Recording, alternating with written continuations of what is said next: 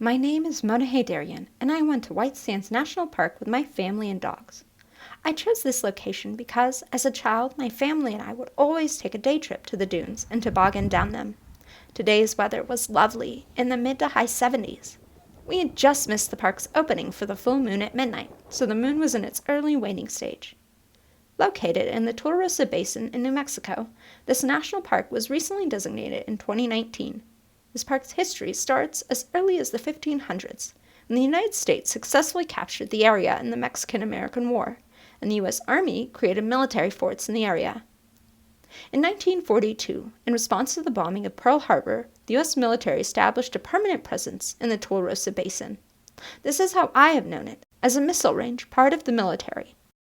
While the dunes have been here for over 7,000 years, they have not always been protected. It took 35 years and many attempts to protect this national treasure. The dunes are made of beautiful white gypsum sand, which commercial interests had attempted to, but failed to mine due to the low market value. This next video is with full audio, which I took on top of one of the dunes. The only way I can think to describe it is absolute silence.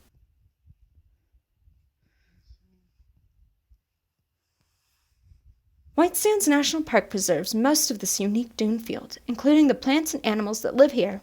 The Apache pocket mice prefer the sandy, loose soil and little vegetation offered in the dunes area. Their kidneys are so efficient that they can go months without water.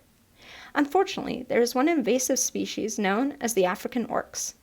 This animal is introduced in the area for hunting purposes. Because there is no natural predator in the dunes area, the hunting is carried out to also control and stabilize the population. The oryx tramples and eats many of the vegetation in the area, leaving very little for other animals.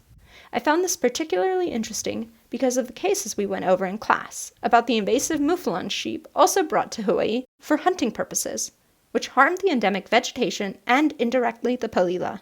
Climate change is also a big threat to the White Sands dune field.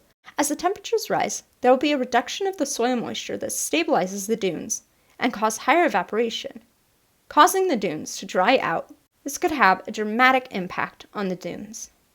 Luckily, there is ongoing research to find the relationship between the climate and the dunes. Hopefully, with people's endeavors, this majestic landscape will be preserved for generations to come. If this project has taught me one thing, it's you don't have to travel far to find amazing places. Even in a desert, species are able to adapt and thrive in its seemingly harsh conditions. I hope that you all will have the chance to visit this remarkable national park.